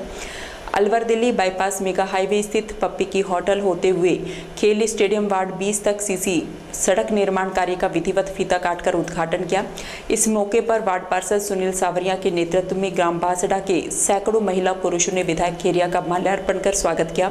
इस दौरान सार्वजनिक निर्माण विभाग के अधिशासी अभियंता भूरी सिंह और सहायक अभियंता आशा बोहरा का भी स्वागत किया गया। तत्पश्चात विधायक खेरिया ने राजस्थान सरकार की बजट घोषणा 2023-24 के अंतर्गत स्वीकृत राशि 150 लाख रुपए की लागत से बनने वाले मेजर ध्यानचंद स्टेडियम का विधिवत शिलान्यास किया। कार्यक्रम को संबोधित करते हुए विधायक दीपचंद खेरिया ने कहा कि राजस्थान की गहलोत सरकार ने ऐतिहासिक विकास कार्य करवाए हैं। सरकार ने प्रदेश की जनता के लिए विभिन्न जनोपयोगी योजनाएं संचालित की हैं। कार्यक्रम को संबोधित करते हुए प्रधान VP सुमन ने कहा कि विधायक दीपचंद खेरिया ने किशनगढ़ बास क्षेत्र में विकास की गंगा बहाई है, वह अतुलनीय है। विधायक खेरिया ने किशनगढ़ बास क्षेत्र में कृषि महाविद्यालय और खेल स्टेडियम बनवाकर युवा पीढ़ी के लिए उन्नति के आयाम स्थापित किए हैं। किशनगढ़ बास उपखंड अधिकारी गंगाधर मीणा ने उपखंड कार्यालय में जनप्रतिनिधियों, जलदाय विभाग, विद्युत विभाग के अधिकारियों सहित कस्बे के प्रबुद्ध जनों के साथ क्षेत्र की समस्याओं को लेकर बैठक आयोजित की। बैठक के जनप्रतिनिधियों ने क्षेत्र में पानी की विकट समस्या को लेकर उपखंड अधिकारी से समस्या समाधान करने के लिए आग्रह किया। वहीं पालिका पार्षद ने पंप चालक की शिकायत करते हुए बताया कि पंप चालक अपने चहेते लोगों के यहाँ पानी छोड़ता है, शेष लोगों के यहाँ पानी समय पर नहीं चलता है, जिससे उन्हें देर रात्रि को पानी भरना पड़ता है। उपखंड अधिकारी गंगाधर मीणा ने जलदाय विभाग एवं विद्युत विभाग के अधिकारियों को सख्ती से पेयजल व्यवस्था सुचारू करने के निर्देश दिए। इस मौके पर प्रधान VP सुमन, तारामणि सिंघल, महेश गुर्जर, राजेंद्र सिंघल, तेज सिंह सैनी सहित जलदाय विभाग एवं विद्युत विभाग के अधिकारी मौजूद रहे। रामगढ़ थाना पुलिस ने मारपीट के मामले में 2 वर्षों से फरार चल रहे दूसरे आरोपी को मुखबिर की सूचना पर गिरफ्तार किया है। आरोपी को ASI समुंदर सिंह ने कारोली खालसा गांव दबिश देते हुए पकड़ा है। आरोपी पुलिस के साथ 2 वर्षों से आंख मिचोली खेल रहा था। मिली जानकारी के अनुसार गंगानगर निवासी नरेश कुमार पुत्र रमेश चंद्र ने रिपोर्ट दर्ज कराई थी कि उसने मानकी गाँव में कांटा लगा रखा है, जिस पर सरकारी रवन्य निकलने का कार्य किया जाता है। आरोपियों ने गाड़ी को लाइन में लगाने को लेकर मजदूरों के साथ लाठी डंडों से मारपीट कर दी थी। पुलिस ने मारपीट का मामला दर्ज कर अनुसंधान किया तो मुख्य आरोपी कारोली खालसा निवासी जाकिर पुत्र जहाज खान को 3 दिन पूर्व ही गिरफ्तार किया था। अब दूसरे आरोपी कारोली खालसा निवासी साहुन पुत्र जहाज खान को गाँव में दबिश देकर गिरफ्तार किया गया है। आरोपी को मारपीट के मामले में न्यायालय में पेश किया गया है। अक्टूबर 2021 में कांटे पे लड़ाई हुई थी, जिसमें 2 मुलजिम फरार थे, जिसको एक को 3 दिन पहले गिरफ्तार किया था। आज शेष बचा एक मुलजिम है साहुन सनोफ जहाज खान निवासी करौली खालसा का, जिसको घर से दबिश देकर गिरफ्तार किया गया है और उसको कोर्ट में पेश किया जा रहा है। किन किन धाराओं में थे? 341, 23, 326, 452, 506 IPC का मुलजिम है। पिछले 2 साल से फरार चल रहा था। इस बात पर गोविंदगढ़ उपखंड क्षेत्र के खेड़ली बहादुर गांव निवासी आकिब खान पुत्र खुर्शीद खान ने भारतीय प्रशासनिक सेवा में 268वीं रैंक हासिल कर क्षेत्र का नाम रोशन कर दिया है। आकिब खान की यह उपलब्धि क्षेत्र के नौजवानों के लिए एक प्रेरणा स्रोत बनकर उभरी है, जो कि यह संदेश दे रही कि मुश्किलें कुछ भी नहीं, बस मेहनत करते जाओ, सफलता अवश्य प्राप्त होगी। आकिब खान किसान परिवार से संबंध रखते हैं, जहां से उन्होंने खेड़ली बहादुर के सरकारी विद्यालय में 5वीं तक शिक्षा प्राप्त की, जिसके बाद में गोविंदगढ़ कस्बे स्थित भारतीय आदर्श विद्यापीठ में 9वीं तक शिक्षा ग्रहण की और आगे की शिक्षा के लिए भारतीय विज्ञान उच्च माध्यमिक विद्यालय में 12वीं तक शिक्षा प्राप्त की। निजी महाविद्यालय से स्नातक की शिक्षा प्राप्त की। वहीं आगे IAS की तैयारी 4 वर्ष जयपुर और 2 साल दिल्ली रहकर की और इस सफलता को प्राप्त किया। मेरा बच्चा 6 साल से बाहर होगा, 12वीं करते हैं इसे, और बहुत मेहनत करी वाले। अल्लाह पाक ने वहाँ की मेहनत को अजर वाले दे दियो। अल्लाह बहुत मैंने दुआ करी अपने बच्चा के बारे में, जब भी कभी डगमगाए, जब भी कही बेटा अपनी हिम्मत मत हारियो, अपनी अल्लाह मेहनत ना रखे। वो पिछले 6 वर्ष से तैयारी कर रहा था, कभी ऐसा फ़ोन आया उसने कहा कि मेरे से नहीं हो पाएगा? नहीं किया, नहीं किया। तो अब आपका जो आपके अंदर खुशी है वो क्या मतलब फीलिंग है? खूब खुशी है मेरे बेटा के, अल्लाह ने जैसी मेहनत करी ऐसी भर दी। जैसे शुरुआती पढ़ाई उन्होंने कहाँ की थी? जैसे करी भारतीय स्कूल से, हिंदू गांव से करी, हिंदू 5 जमात तक तो गांव में पढ़ो, वास पाछे 12वीं भारतीय स्कूल से करी गोविंदगढ़ वास पाछे सीकर गया 1 साल जी, वास पाछे जयपुर रहा 4 साल, 2 साल दिल्ली हो गई। अच्छा, इतना दिन तक लगातार 6 साल भारी थे। 4थी साल का ने पहली पास करी जी, 4 साल का ने पहली पास करी। जो मेवात की आवाम है उसको क्या संदेश दोगी आप? जो मेवात की आवाम है, मेवात के जो लोग हैं जो गलत दिशा में जा रहे हैं आज, हाँ, उन्हें क्या संदेश दोगी उन्हें? भाई हम तो ये संदेश देता है कि भाई अपने सही तरीका से चलता रहो, पढ़ता रहो, मेहनत करता रहो, फल अल्लाह दिए हो, और बुरा काम से बच जा। भाई ये काम बुरा है जिनके संग तुम लगा पड़ा हो। इससे ज़्यादा खुशी और क्या हो सकती है कि जो एक गांव का बच्चा, बहुत एक ओरिजिनल किसान का बेटा, कड़ी मेहनत कर कर यहाँ तक पहुँचा है, जिसने पूरे इलाके का नाम किया, एक गरीब घर का नाम किया, गरीब कौम का नाम किया, और तो ये इससे बड़ी उपलब्धि और क्या हो सकती है? अभी जैसे मेवात क्षेत्र में तो जैसे आपको सबको पता है जो चल रहा है, और उसमें से एक हीरा निकल के आया है, इस पर क्या संदेश देंगे? नहीं, सही मायने में तो ये है कि देखो, हमारे चाहे मेवात में होगा, बाकी हमारे बच्चों ने इस चीज़ का तो कभी सोचा भी नहीं होगा और ना सोचेंगे। नहीं, संदेश नहीं, संदेश तो ये, इससे सारी कौम को या सारे इलाके को प्रेरणा मिलेगी इससे कि हम गलत रास्ते छोड़कर अगर सही रास्ते पर जाएं तो हम देश का और अपने इलाके का नाम रोशन करेंगे, लेकिन गलत रास्ते से तो रास्ता रुकता है। इस आप किस प्रकार आपके बेटे ने तैयारी की और इस मुकाम को हासिल किया है? कहाँ शिक्षा ली?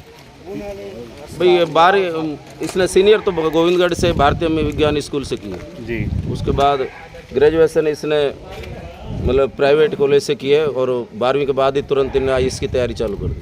अच्छा, IAS बनने का मोटिव कहाँ से मिला?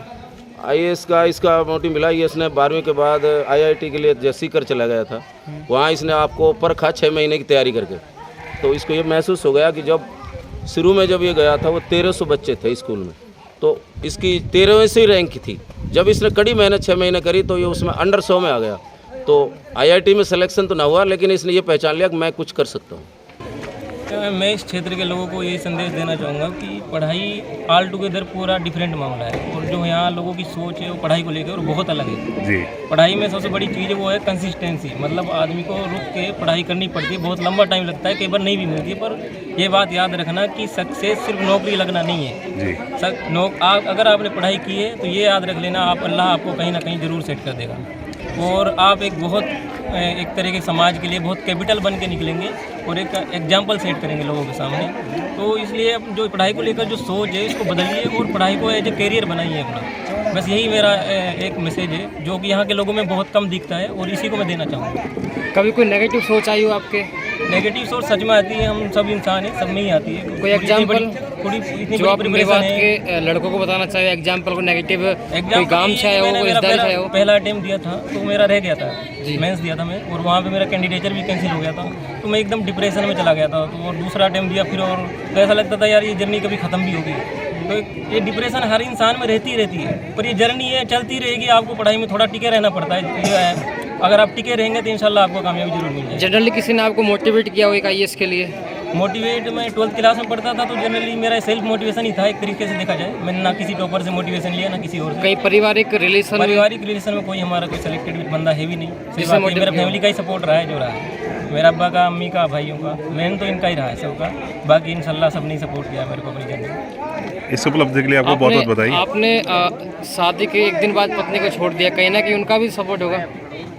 हाँ इंशाल्लाह उन्होंने कंसिस्टेंसी तो दिखाई है। तो 2 साल बहुत लंबा समय होता है, क्या कहेंगे इसमें?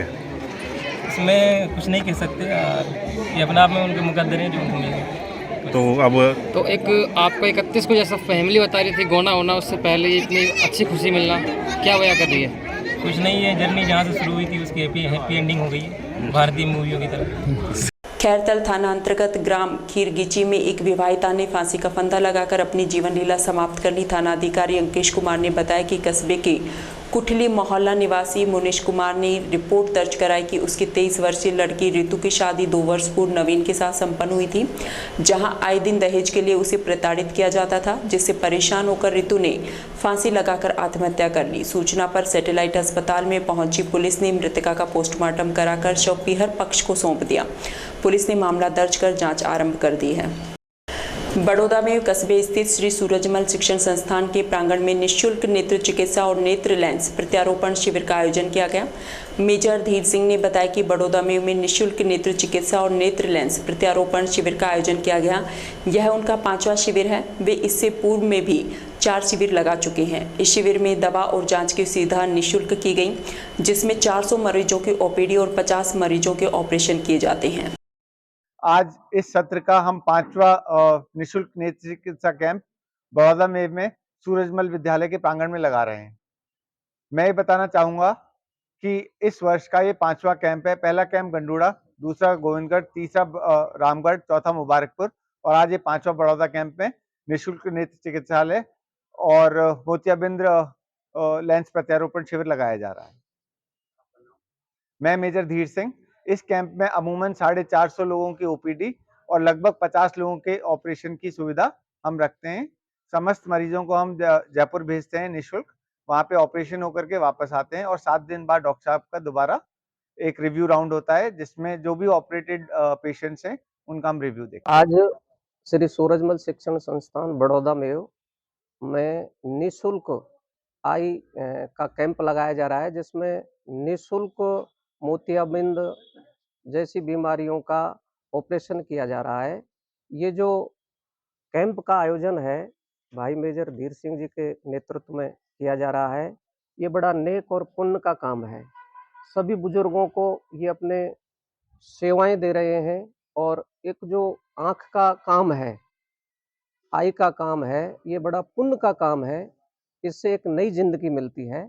मैं सभी बुजुर्गों को और भाई मेजर धीर सिंह जी को विद्यालय परिवार की तरफ से बहुत बहुत बधाई देता हूँ, शुभकामनाएं देता हूँ कि ऐसे कैंप वास्तव में लगने चाहिए। ये मानव सेवा के लिए बहुत ही जरूरी है।